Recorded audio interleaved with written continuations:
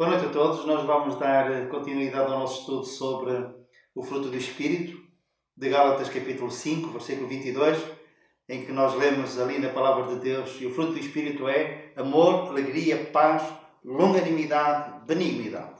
Hoje iremos falar acerca deste último aspecto do fruto do Espírito que eu acabei de citar. Iremos falar sobre a benignidade. Definição. Benignidade significa amor em ação. Podemos dizer que amamos, mas não haver evidências desse amor no nosso relacionamento com os outros. Podemos dizer à nossa esposa, aos nossos filhos que os amamos, dizer aos nossos irmãos na fé, mas depois em termos práticos tudo isso se evapora, dilui e não há factos concretos, evidências desse amor. Provavelmente a pensar nisso, o apóstolo João disse: filhinhos, não amemos de palavra nem de língua, mas por obra e em verdade. Outra versão diz: mas amemos de facto e em verdade. Queremos factos, queremos provas.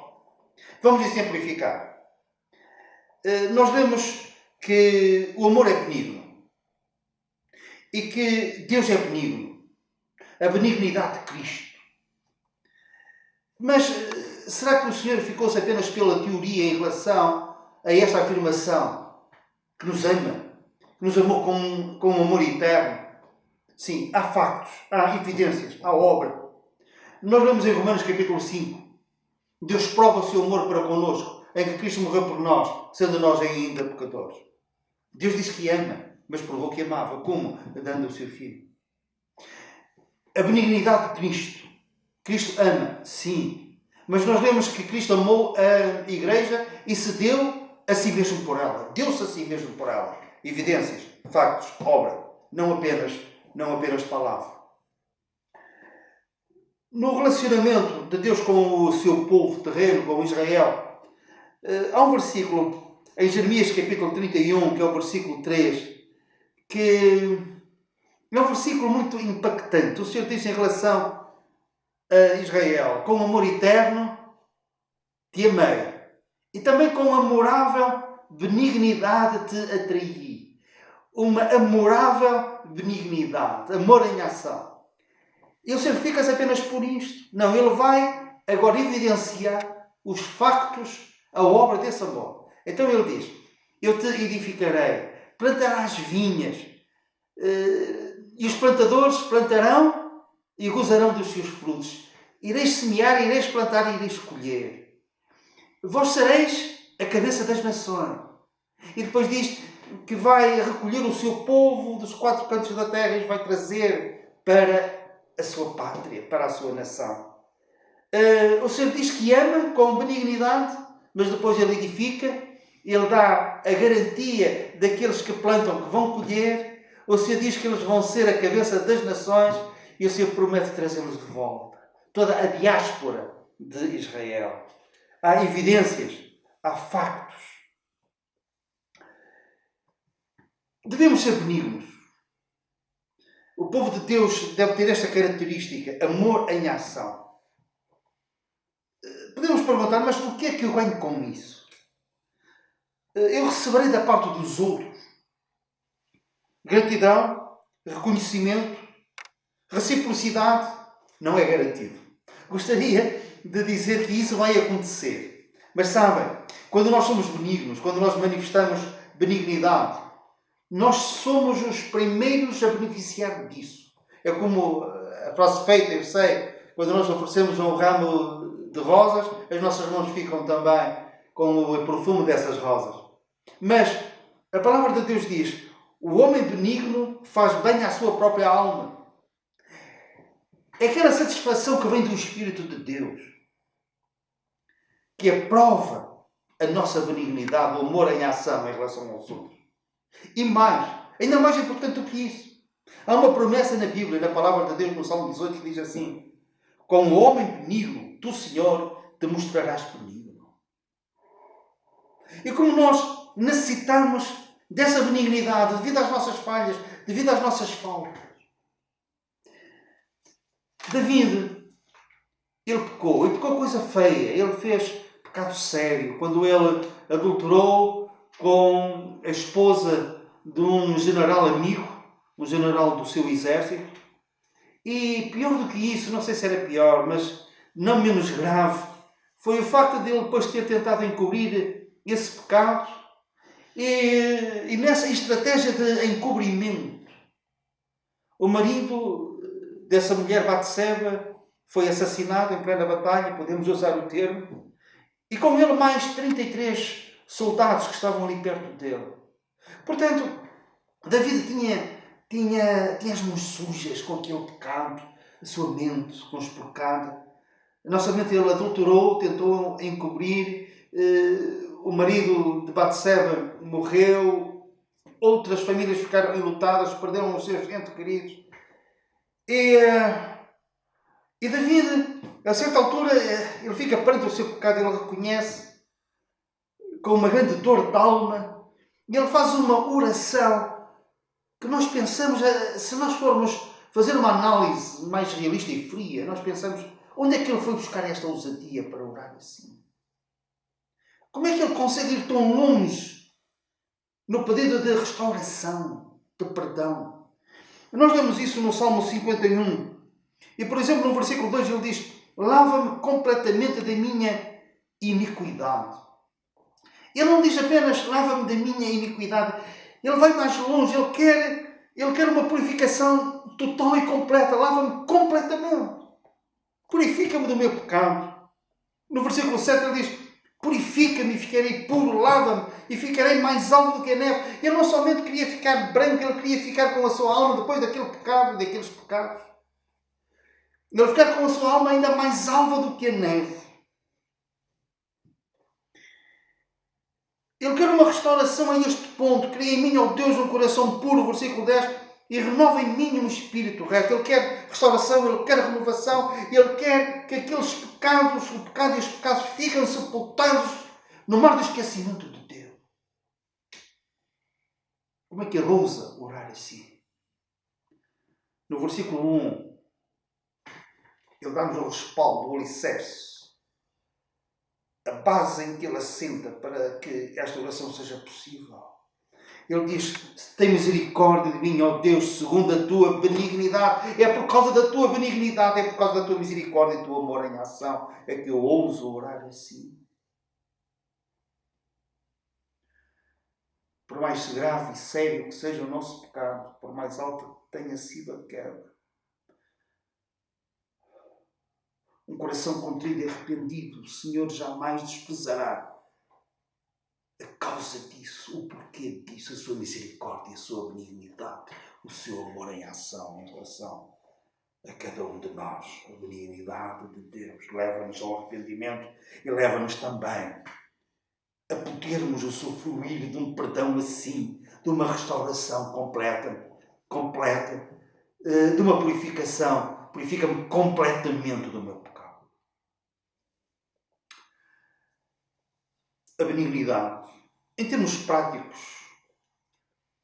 ser sensível às necessidades dos outros.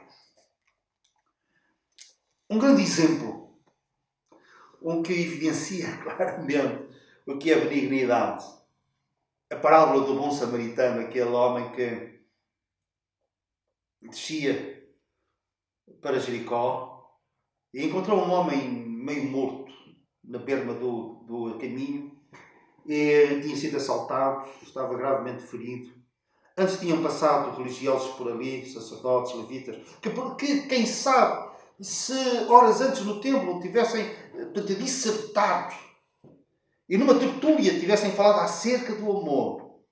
E se calhar até foram brilhantes no seu arrazoamento, na sua teologia de mestres, falando brilhantemente acerca do amor.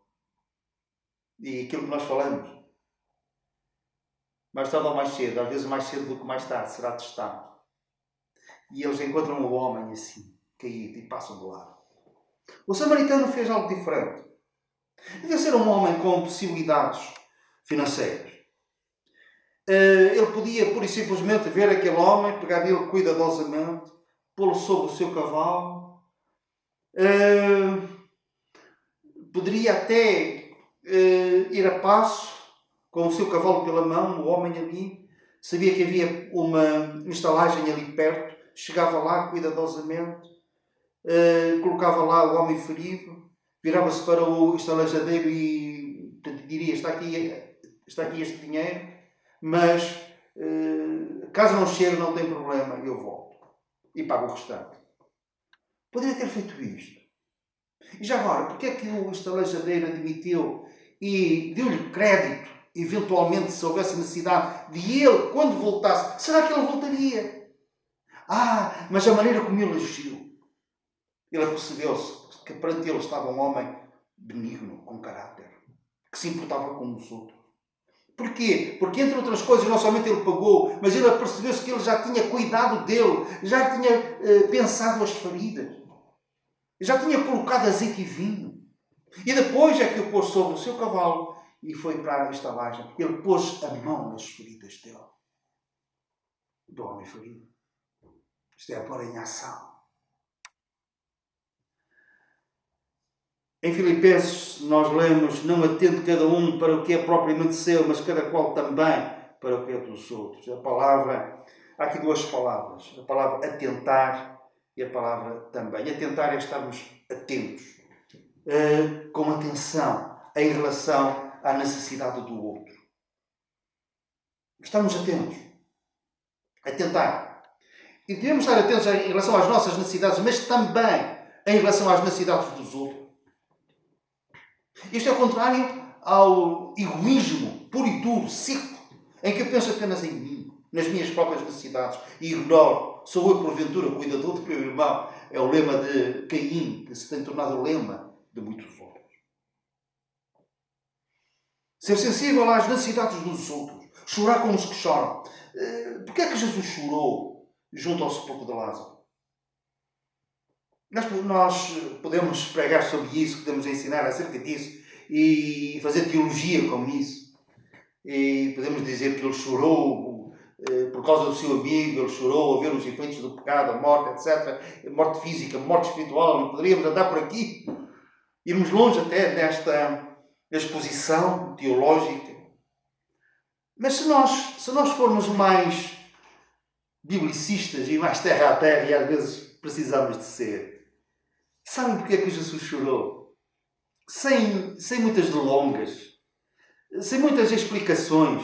Nós lemos assim: Jesus, pois, quando a viu chorar, a Maria, e também chorando os judeus que com ele vinham, moveu-se muito em espírito e perturbou-se. Jesus chorou. Ele chorou porque viu os outros a chorar. Ponto.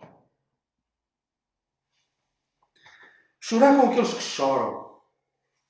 Ter compaixão, sofrer juntamente com. Quando eu preparava este estudo, veio-me à mente aquele versículo: lembrai-vos dos presos, como se estivesseis presos com ele. Nunca este versículo me causou tanto impacto como aqui há 2 horas atrás. Eu levantei-me da minha secretária e fui ali, portanto, ajoelhei-me ali e orei. E confessei o meu pecado ao Senhor, que ao longo de tanto tempo não me tenho lembrado dos presos como se estivesse preso com Ele. Como se estivesse preso com eles, tão longe disso.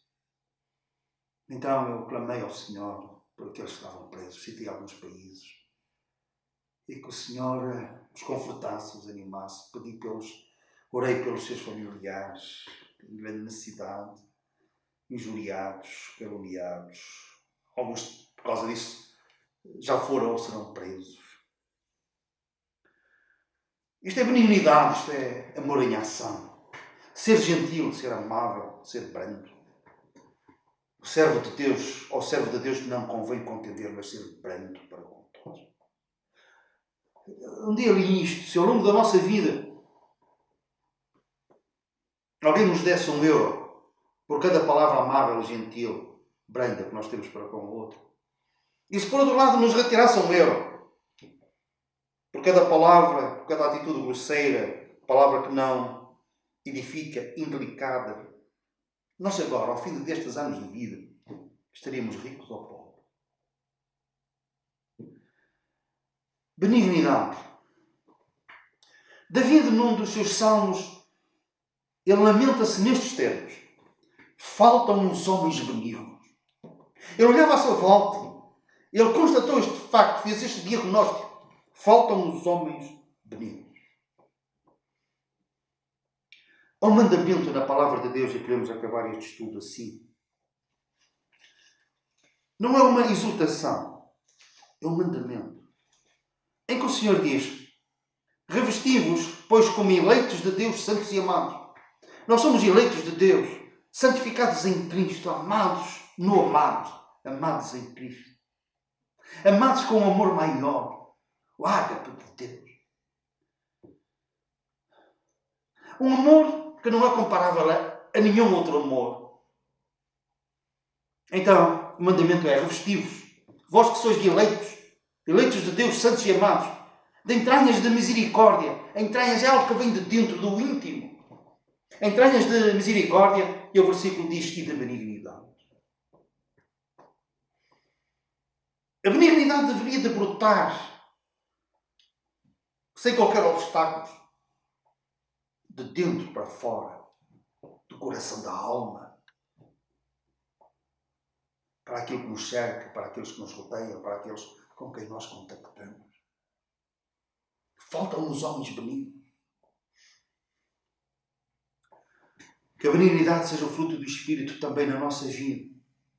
E se for assim, em relação a mim haverá mais um homem benigno. Faltará menos um em relação aos homens benignos. Em relação a si, homem, mulher, jovem, sendo eleito, santo e amado de Deus, se obedecermos a este mandamento, sobre todas as coisas nós nos revestimos de benignidade. Uma benignidade por fora, que vem de dentro, entranhas de misericórdia e de benignidade. Rogamos pela benignidade de Cristo, que cada um de nós seja benigno. E além de amor, alegria, paz, longanimidade, também apresentemos este aspecto do fruto do Espírito, a benignidade. Que o Senhor nos abençoe.